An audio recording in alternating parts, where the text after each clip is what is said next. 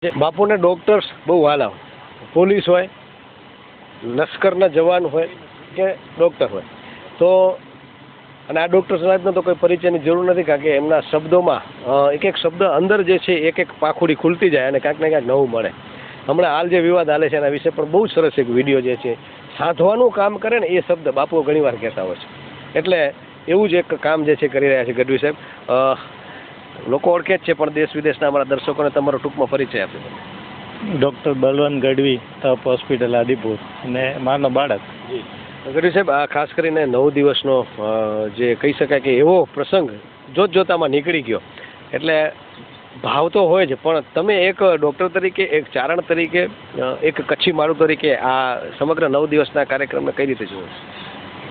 આમ તો સોનામાં સુગંધ, મા મોગલનું ધામ હોય, અખંડ હવન ચાલતો હોય, અને ભજન અને ભોજન આપ જે શરૂઆતમાં બોલ્યા, ભારતીય પરંપરાને સંત સાધનાના મૂળમાં, એમાં ખાસ કરીને આપણા સૌરાષ્ટ્ર કચ્છમાં એના પાયામાં ભજન ભોજન પડેલું છે.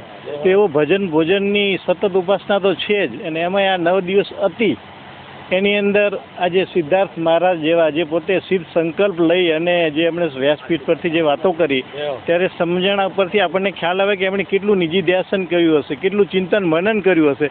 નહીંતર જે ગ્રંથમાંથી તમે એક વાત યાદ રાખવા માટે તમારે ઘણા નામો યાદ રાખવા માટે ઘણી મહેનત કરવી પડે, એને તમે સળંગ એકમાંથી બીજામાં લઈ જવી અને કન્ટિન્યુઅસ અસ્ખલિત ધારા વહેવાવી. 1 લાખ શ્લોક સાહેબ, અને જે નામ જે યાદ છે, ખરેખર હમણાં મોરાદાનભાઈ કહેતા કે વિષયની બહાર ગયા વગર, ખરેખર હું તો વંદન કરું છું. તમે શું કહેશો? બિલકુલ, આજે એમની સરળતા, આજે આટલું સરળ વ્યક્તિત્વ, આટલું જ્ઞાન પચાવીને બેઠું છે, કોઈ કહી જ ના શકે. આમ આપણે એમને પહેલેથી મળીએ જોઈએ ત્યારે અમને પહેલી વખત અહીંયા આજે આ કથામાં મોગલધામમાં મળ્યો, ત્યારે પહેલી નજરમાં આપણને એવું ભાવ ના થાય કે આમની અંદર આટલો મોટો ખજાનો છે. અને એના જોડે જ્યારે વ્યાસપીઠ ઉપર નથી હોતા ત્યારે આપણે અલગ જ બેસી જાય છે, ત્યારે અલગ ચિત્ર દેખાય. પ્લસ એની સહનશીલતા અને ધીરજ. કારણ કે આજે અહીંયા તો શું છે, માનો ખોળો છે. માના ખોળામાં તો ગમે તેવા સારું બાળકે આવે ને ગાંડું બાળકે આવે, હવે બધાની મસ્તીઓ અલગ અલગ હોય, માને બધાને સાચવવાના હોય. તો એમને એમની આંખની રેખા, એમનો ચહેરાનો ભાવ કંઈ બદલ્યો જ નથી. એને જ્યારે માઇક આપો ત્યારે એ મૂળ ધારામાં આવી જાય. એટલે આ બે બાપુ, પૂજ્ય બાપુનું ભોળપણ અને પવિત્રતા, એમ આ સિદ્ધાર્થ મહારાજની ભોળપણ અને પવિત્રતા, મારા ખ્યાલથી મોગલના આ બે સાચા દીવાઓ જ આ છે.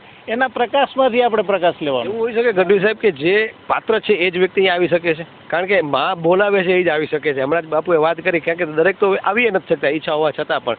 તો શું કહેશો એના વિશે?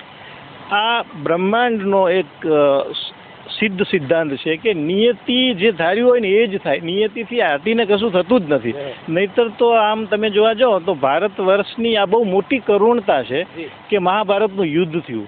તમે જુઓ કે મહાભારતના જે હમણાં આજે બુદ્ધિએ કીધું કે આ ખાસ બહેનો માટે કે તમારા સૂર્યવાન, વીરવાન, ઉર્જાવાન પુત્રો થાય. મહાભારતના એ યુદ્ધની અંદર પરિણામ એ આવ્યું કે આ ભારત ભૂમિના જે મૂળભૂત, જેને વીરવર પુરુષો કહેવાય ને, જેનામાં છાત્રત્વ, જેનામાં વીરતા, ધર્મ, જે જીવંત હતો, એ બધાનો હોથ વળી ગયો. એ કયા કારણે વળ્યો, શું કામ, કોની સામે મળ્યો, પણ આખા ભારતના આજે પતનના દિવસો ત્યાં મંડાણા. નહીં તો મોગલો ના આવ્યા હોત, અંગ્રેજો ના આવ્યા, આજે એનું એક બીજ હોત ને તોય સાહેબ ના આવ્યા હોત. આજે આપણે સારામાં સારા બીજો લેવા માટે પ્રયત્નો કરીએ છીએ, તો આ બીજો તો કેવા બીજો હતા, એ વીરવીર પુરુષોનો આપણે નાશ કરી દીધો. ગઢવી સાહેબ, તમે જોયું કે વિશ્વનો એવો કોઈ દેશ નહીં હોય કે જે અહીંયા આવીને શાસન ન કર્યું હોય, પણ એમના મૂળિયાએ નીકળી ગયા છે. કારણ કે મૂળમાં આવા જે છે એ સંત પુરુષોના શાસ્ત્ર છે, એટલે ભારત ક્યારે પણ ગુલામ નહીં રહી શકે, એ વસ્તુ પણ વાસ્તવિક છે. એના મૂળમાં સ્વામીજીએ એક બહુ સરસ શબ્દ આ વખતે કથામાં આપ્યો, મને બહુ ગમ્યો છે, સૂક્ષ્મ ધર્મ. કારણ કે આપણે ગમે તેટલા પતન થઈ જાય, આપણી ભસ્મ થઈ જાય, આપણું અસ્તિત્વ પૂરું થવાનું હોય, પણ તોય આપણે સૂક્ષ્મ ધર્મને ક્યાંક ને ક્યાંક વળગી રહીએ છીએ, અને એ સૂક્ષ્મ ધર્મથી પાછું આખું બીજ પેદા થાય છે.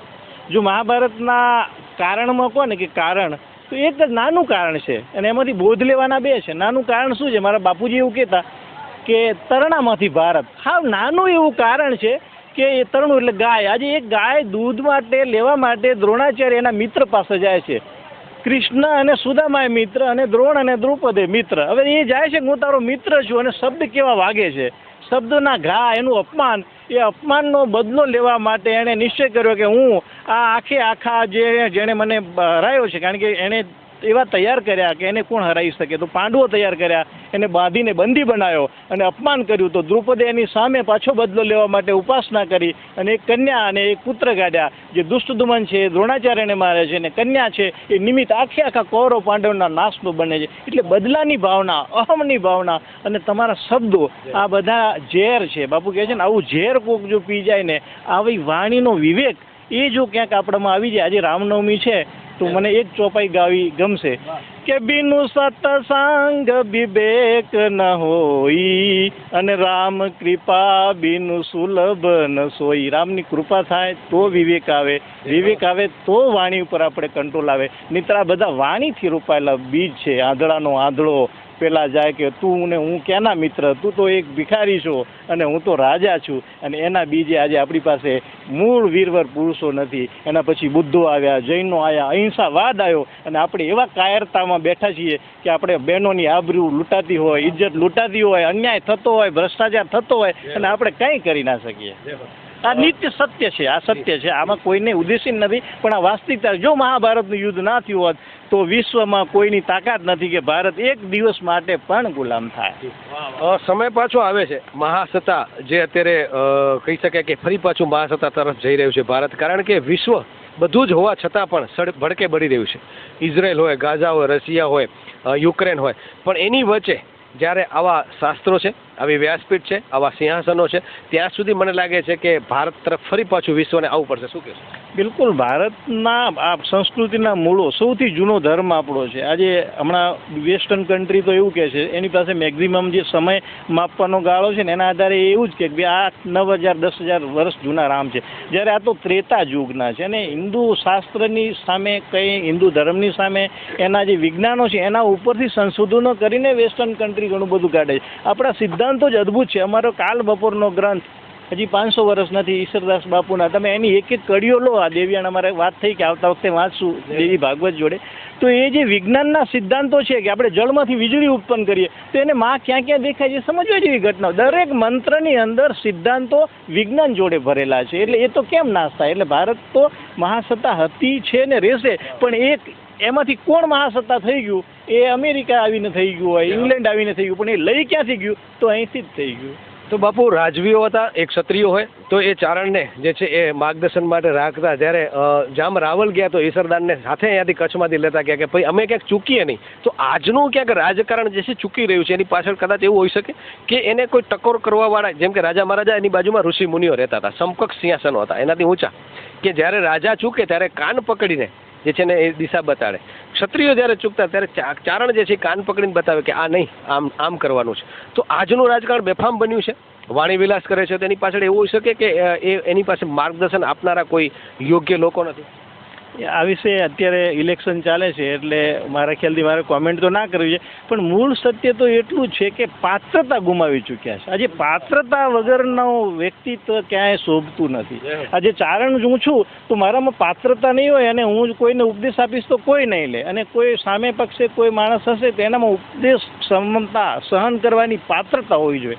આજે ઘણાને એવું થાય છે હું તો 100% આપ આટલા વર્ષોથી મને જુઓ છો, મારી રહેણી કહેણી, મારું સિદ્ધાંત અને મારો માર્ગ એક જ હોય છે ને મા તરફ હોય કાં તો મારા હોસ્પિટલ તરફ. તેમ છતાં મને એક માતૃભાવથી હૃદય વલોય આવ્યું એટલે એક મેં નાનો વિડીયો મૂક્યો ને એમાં માએ જે લાજ રાખી એની અંદર મૂળ વાત એટલી જ છે કે ભાઈ સત્ય ધર્મ આ છે, સાહેબનો ધર્મ આ છે, આ જનતાનો ધર્મ આ છે અને સામે પક્ષે ધર્મ આ છે. અને આપણે માને તો આપણે પ્રાર્થના કરીએ કે એમાં બધાને સદબુદ્ધિ આપે અને મારા ભારતનું કલ્યાણ થાય.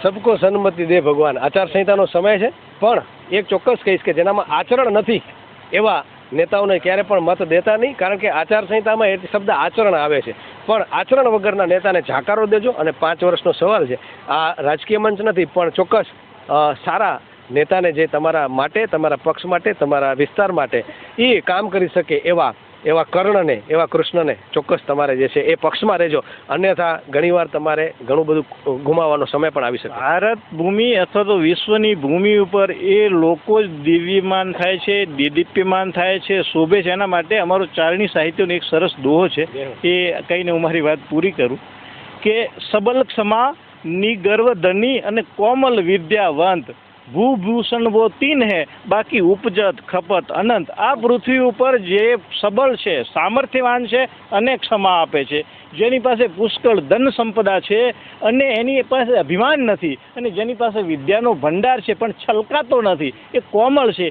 એ ત્રણ જો છે તો એ આ પૃથ્વીના ભૂષણ છે. બાકી તો કીડી મકોડાની જેમ અનંત આવે છે, જન્મે છે અને મરે છે. માને પ્રાર્થના કરીએ કે આવા ભૂષણ આપણામાં આવે. બસ આટલું જ મિત્રો. આ તો શબ્દોની એવી સરવાણી છે કે એની અંદર આપણે વહેતા જ જઈએ. તો બસ બાપુને ખરેખર જેટલા પણ આપણે એના કહી શકીએ એના ઋણી છીએ કે આ મંચ ઉપર જે લોકોને લઈ આવે છે, એક માંડવે લઈ આવે છે, એ આ એક હોલીઓ છે ખરેખર. તો એને કહી શકાય કે જેટલા આપણે વંદન કરીએ, કારણ કે વિશ્વ આખું અનુગ્રહિત છે એમનું, કારણ કે એમના માધ્યમથી આજે વિશ્વને કાંઈક મળ્યું છે. આજે જે રોકાઈ રહ્યું છે પણ એવા શબ્દો જે છે, પવિત્ર શબ્દો જો પહોંચતા હોય ને તો એ આ ચારણ ઋષિ મોગલકોળના આપણે ઋણીએ છીએ. બસ આટલું જ. આવતીકાલે દીકરીઓને આશીર્વાદ આપવા માટે ચોક્કસ પધારજો. વિનોદ સાધુ સાથે જયમલસિંહ જાડેજા, મોગલધામ, કબરાઉ, કચ્છ, ગુજરાત.